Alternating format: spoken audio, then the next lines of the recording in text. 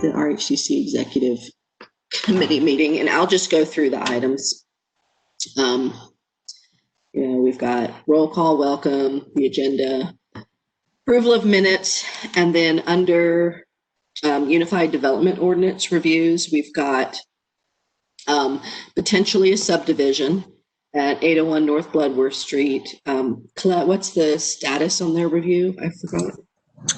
So I checked yesterday. We're waiting on urban forestry and stormwater. They have until next Tuesday to put in their comments. So we'll know for sure on Tuesday when we are ready to put up the agenda, whether or not they'll be good to move forward. Okay. And this is a good time. So the ordinance for moving approval of subdivisions away from city council and to RHDC did get adopted last night. And Robin Tatum emailed me to say that anybody that's in the queue, we're going to give them the option of which path they want to take. And we're going to talk about the best way to present that. So the other thing is if this regardless, we will add under that review just the information that subdivisions in HODs and landmarks will not go to city council anymore. I think what you probably want to do is get a policy that just automatically, has them referred to the COA committee, because you still have to hear them under a quasi judicial setting, and COA committee is the body that's set up to do that. Right. But y'all can discuss and decide. I think that's the way it should go. At least it could be somewhere else, but at least COA is set up to do the quasi judicial, and other committees haven't had to go through all that extra layer of BS. Right. So, Right. So that will work. Good morning, Heather. Say that again. I said good morning, Heather. Oh, Morning. hi, Heather. So Heather, has it been all election every day for the last week or so, roughly? Yeah, it has been in a lot of. Yeah. Well, the morning's report is we get Nevada, we got the White House. At least that's my team. But so we'll see what happens. We sure looks like we're getting butchered everywhere else. But anyhow, sorry for the interruption. So we'll we'll talk about the one briefly on Bloodworth, 801 Bloodworth, and then we'll go on and do the referral to COA. And if assuming that's the path that they want to choose, I mean, they probably will. I would think that they will, because it'll move faster that way than the other way. Yeah. And so we'll do that, and we can let them know on the spot when is the next COA meeting, because it's not like we got to really we even have to do a staff report and stuff or not. Ooh. We haven't gotten that far. I don't think we will. I think it'll. Well, anyway, one way or another, we would need a little bit of background on what the ramifications are of the particular project. Yeah, I mean, in this particular case, it's practically zilch. Colette, you want to just explain the lot? Yeah. So is this at Boundary Street, or where is it? 801 North Bloodworth. Where is that? It's Franklin Street.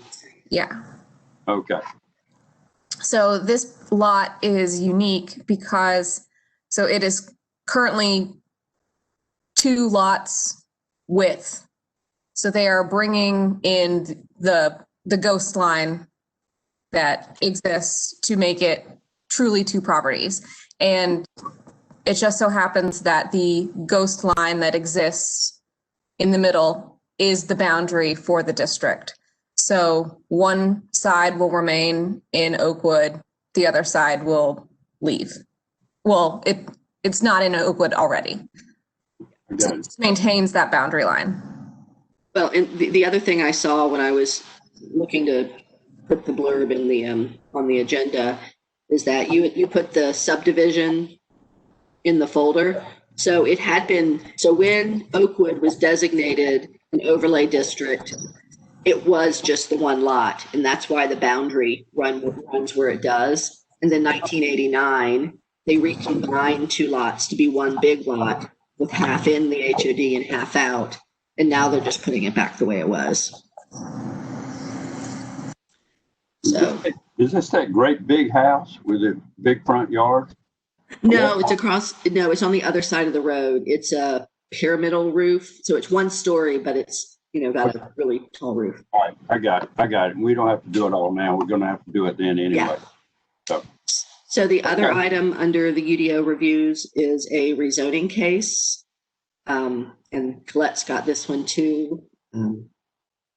It's at 501 South Bloodworth. Is there anything exciting about this? It's very Bloodworth heavy on the agenda. No, nothing too exciting. So it's 4 parcels on the east side of Bloodworth, outside of Prince Hall, but located in East Raleigh, South Park. I worked on the memo yesterday, and really only the corner property, I think, has the most integrity. I think it's still a contributing structure in the East Raleigh South Park district. One of the properties was demolished and a new house was built in 2008. So that one, I don't think is any kind of historic loss. And then the 2 in the middle have been substantially altered since the district nomination was written. Okay. Right. Then I will bring forward the 2021 meeting schedule to go over. And this is another year where no holidays mess up any meeting dates. The only thing that is really different is I went ahead and put, I think, January and February and maybe March. I went ahead and assumed that we're going to have virtual meetings, which means that the executive committee will meet at this, odd time to give us, the sign up time period for the, meetings. And then if for some reason we keep having them longer, then we can adjust the schedule at that point. But everything else. Did you plug in the retreat? No, it is not on the calendar yet, but when we send out the email telling you about what's on the agenda, there will be a doodle poll with possible retreat dates for y'all to select. So if by the meeting y'all have picked one, I'll be able to announce it. Okay. But you said to look at January. So actually, while we're talking about it, I can't remember. I was going to go back and listen to the meeting. I can't remember how long you were wanting to do it. Maybe we didn't discuss this. Was this a 4-hour dealie? I think, depending on what all we would need to have time to talk about, and it may be that we'll have already done our extra meeting and the other issues associated with the Daniels house and the overarching question of what to do in such situations or how we need to approach these for the future. And we wouldn't need to take up the time at the retreat to do it. But so it might be the retreat is mostly about the annual plan, annual report, and those kinds of things. And are we supposed to be trying to overhaul the bylaws because they haven't been done in a long time? So that would be a good thing. I've got a draft that y'all have seen, but now there've been more changes. Like I think that I would want to add in the subdivision review into the bylaws. So it's not a bad idea to add that to the agenda. And I think that the conversation about, ugly history and, buildings is one that's just going to be, it's going to keep it's going to keep going. I don't know that y'all are going to decide on something, right away. But y'all can set the agenda for the retreat, of course. So I'll do it for a 4-hour block, and then if y'all change it, we can switch it up as well. I skipped right over. We have the Hillcrest Cemetery and Mcadams House will be coming back for their final review. The ordinances will be there, and then the application reports will have been tweaked based on the state's comments. For the Mcadams House, it was mostly how I organized the part that the applicant did and the part that Mary Ruffin Hanbury did, and how I put it together was confusing. It made it look like 2 people wrote it, which they did, but it didn't acknowledge that 2 people wrote it. So I need to reorganize that. And I just forgot, Colette, Aaron, did research committee vote to move the Valland report forward? Or no, that's right, because I was going to look at the typos and stuff. So that'll be next month. Okay, never mind. And then Hillcrest Cemetery report is going to have us a small tweak to take less emphasis away from the Leitner family.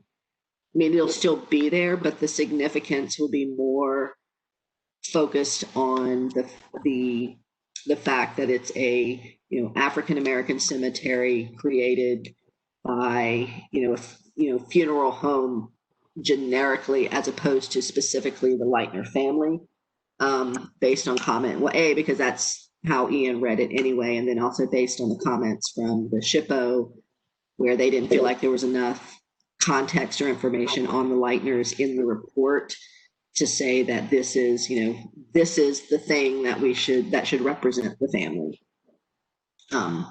So it's it's a minor tweak, but it doesn't really change its significance. I mean, the building, the funeral home building itself is probably the best one, but they're also not interested in designating it. But anyway. And then committee reports, that's all I have.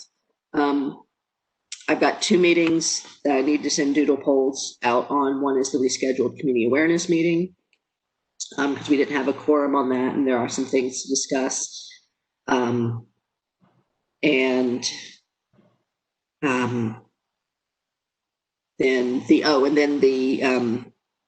another Daniel's House discussion, and we'll invite everybody from the commission, whoever wants to join in on that.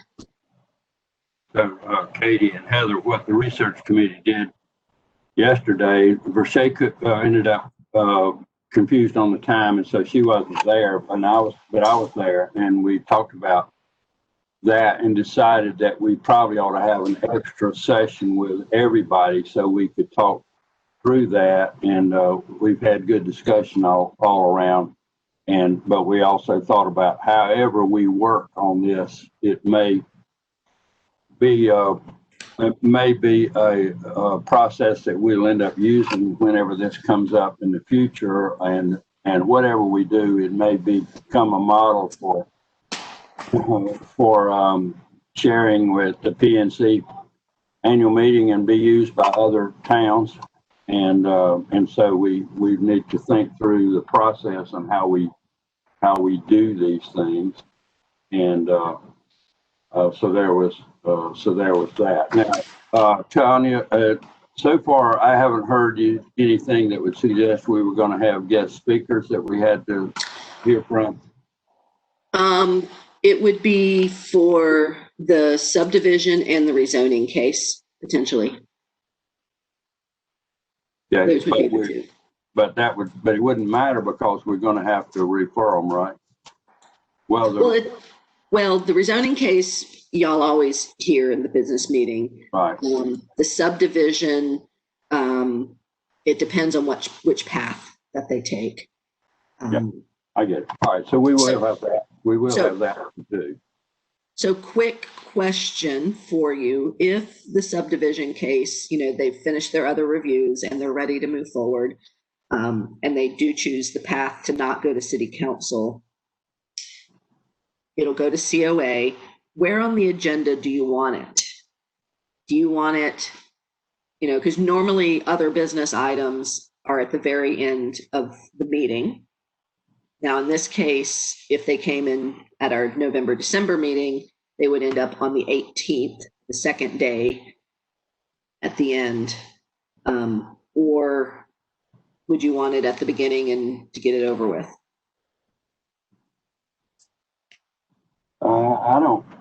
My reaction is that I don't know any particular reason to prefer them over other people that have been patiently waiting.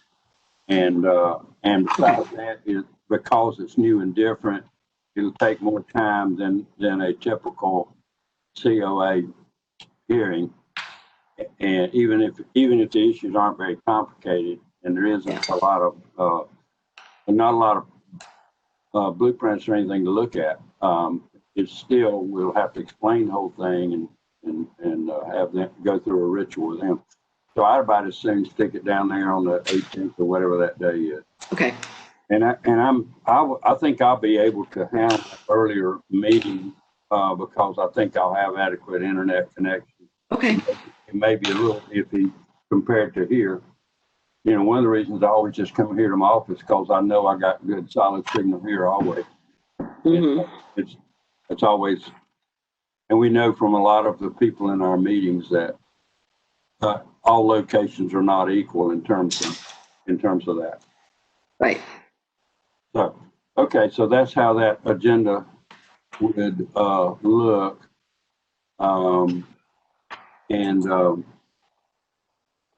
We and Heather and Katie, the other thing that came out of research was they wanted me to walk through my hot idea about reaching out and trying to find a way to designate some of these little houses like Georgetown or wherever, that was where the Greatest Generation got their start based on the GI Bill and the FHA VA loans. And we not in the process want to use that as an opportunity to talk about how you couldn't do that if you weren't white. And so we didn't have those subdivisions in the African American community, and it was because of redlining or whatever was done about the GI Bill that most of us didn't ever know about until 50 years later or whatever.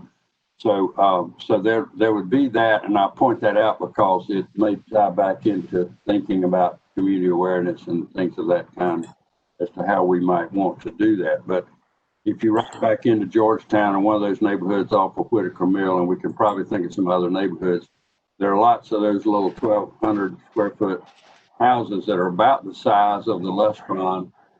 Most of them have had big additions put on them or whatever, so they no longer illustrate that part of our history. And Kay, I was thinking that one of the others that maybe I'll think about, unless we already didn't John Winters, maybe it was Winters, maybe it was Leitner's, I'm not sure, but it was a middle class subdivision. Isn't it out Boundary or Millburn, not too far from Boys and Girls Clubs? That was a very nice Madonna Acres. Madonna Acres. Yeah, Madonna Acres. Yeah, so it's on the historic, the National Historic Register, but yeah, it's a John Winters subdivision. That's where my parents live. Yeah, but Battery Heights is in the National Register, is also African American, and so is Rochester Heights. I think those were the three. They were listed in the National Register in, I think, 2009. I think. Well, yeah. I wondered whether we could get one of them. Probably Madonna Acres would be the easiest, but I don't know how much that's been changed. But whether it would be, we could make a local district out of it. Whether those people would be proud of all that represented, or whether they're thinking about cashing their chips. I don't know. A lot of the original owners, have died, but their descendants are here. There's a critical mass of that, but a lot of it is rental property, and the owners live elsewhere. But I don't know. we can When I- check and see. Okay, well, as I was thinking about that, Georgetown or whatever, I was rolling around other neighborhoods in my mind. So, okay, what else do we need to do the rest of it? I don't have anything else. That it? Okay, well,